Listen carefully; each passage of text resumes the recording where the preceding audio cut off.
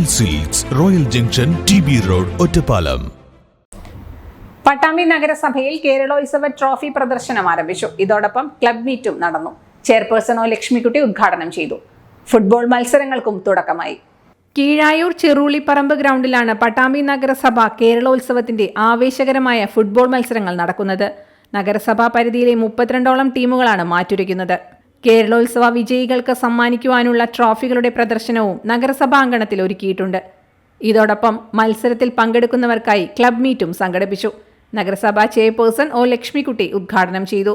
Vice chairman TP Shaji അധ്യക്ഷത വഹിച്ചു. Standing committee അംഗങ്ങൾ, കൗൺസിലർമാർ, ഉദ്യോഗസ്ഥർ, സംഘാടക സമിതി ഭാരവാഹികൾ തുടങ്ങിയവർ പങ്കെടുത്തു. ആരോഗ്യത്തോടെ ഇരിക്കാം, മികച്ച പരിചരണം ഞങ്ങളുടെ ഉറപ്പ്. Shoranur medical trust, Shoranur. .View news. കാഴ്ചകളാണ് ലോകം, കണ്ടു തുടങ്ങുക.